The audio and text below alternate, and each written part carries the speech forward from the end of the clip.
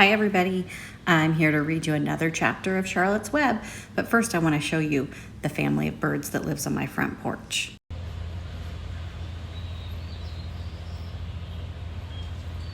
There's the bird family, the two babies, and I think the mama.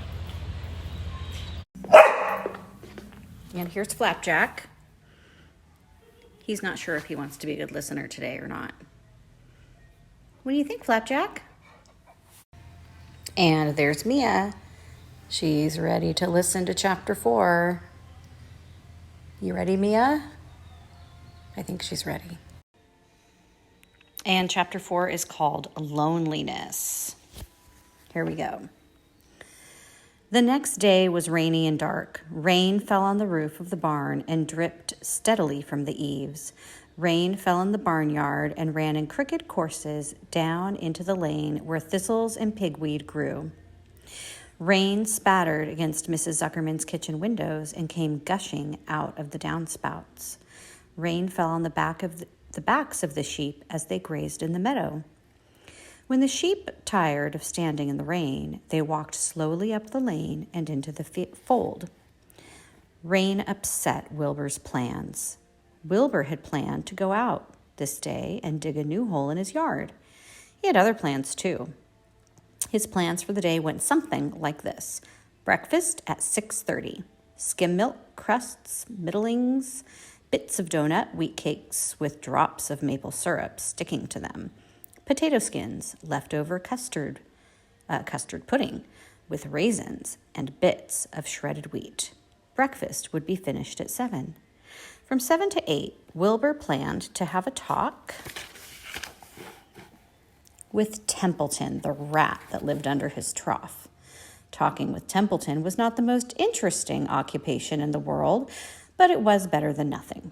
From 8 to 9, Wilbur planned to take a nap outdoors in the sun.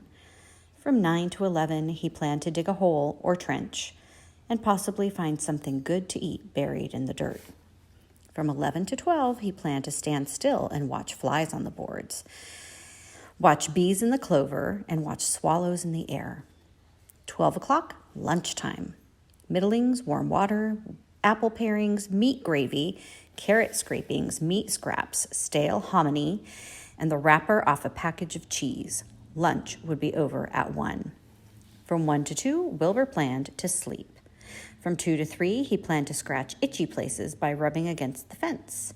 From 3 to 4, he planned to stand perfectly still and think of what it was like to be alive and to wait for Fern. At 4 would come supper.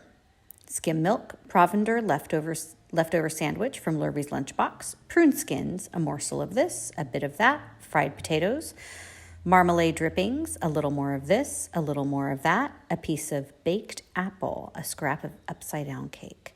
Wilbur had gone to sleep thinking about these plans.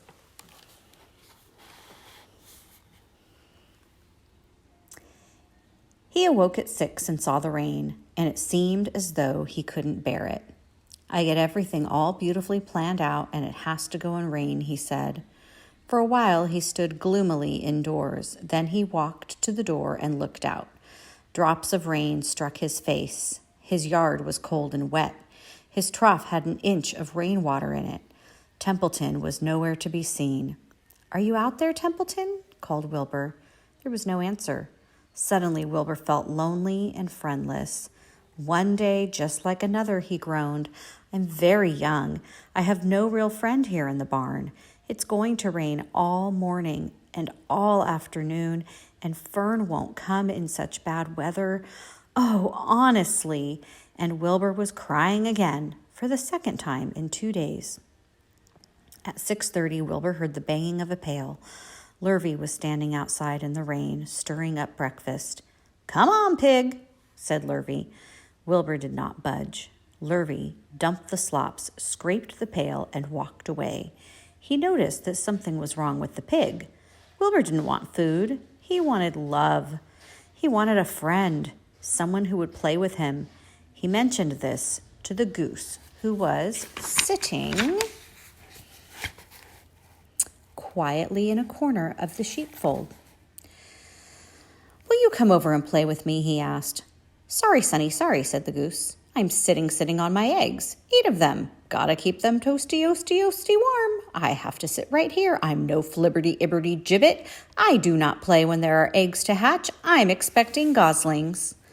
Well, I didn't think you were expecting woodpeckers, said Wilbur bitterly. Wilbur next tried one of the lambs. Will you please play with me? He asked. Certainly not, said the lamb. In the first place, I cannot get into your pen, as I am not old enough to jump over the fence. In the second place, I am not interested in pigs. Pigs mean less than nothing to me. What do you mean less than nothing? Replied Wilbur. I don't think there is any such thing as less than nothing. Nothing is absolutely the limit of nothingness. It is the lowest you can go. It's the end of the line. How can something be less than nothing? If there were something that was less than nothing, then nothing would not be nothing. It would be something, even if it's just a very little bit of something. But if nothing is nothing, then nothing has nothing that is less than it is. Oh, be quiet, said the lamb. Go play by yourself. I don't play with pigs. Sadly, Wilbur lay down and listened to the rain. Soon he saw the rat climbing down a slanting board that he used as a stairway. Will you play with me, Templeton? Asked Wilbur. Play, said Templeton, twirling his whiskers. Play? I hardly know the meaning of the word. Well, said Wilbur, it means to have fun, to frolic, to run and skip and make merry. I never do those things if I can avoid them, replied the rat sourly. I prefer to spend my time eating, gnawing, spying, hiding. I am a glutton, but not a merrymaker. Right now, I am on my way to your trough to eat your breakfast, since you haven't got enough sense to eat it yourself. And Templeton, the rat, crept stealthily along the wall and disappeared into a private tunnel that he had dug between the door and the trough in Wilbur's yard. Templeton was a crafty rat, and he had things pretty much his own way. The tunnel was an example of his skill and cunning. The tunnel enabled him to get from the barn to his hiding place under the pig trough without coming into the open. He had tunnels and runways all over Mr. Zuckerman's farm and could get from one place to another without being seen. Usually, he slept during the daytime and was abroad only after dark. Wilbur watched him disappear into his tunnel. In a moment, he saw the rat's sharp nose poke out from underneath the wooden trough. Cautiously, Templeton pulled himself up over the edge of the trough. This was almost more than Wilbur could stand on this dreary, rainy day to see his breakfast being eaten by somebody else. He knew Templeton was getting soaked out there in the pouring rain, but even that didn't comfort him. Friendless, dejected, and hungry, he threw himself down in the manure and sobbed. Late that afternoon, Lurvy went to Mr. Zuckerman. I think there's something wrong with that pig of yours. He hasn't touched his food.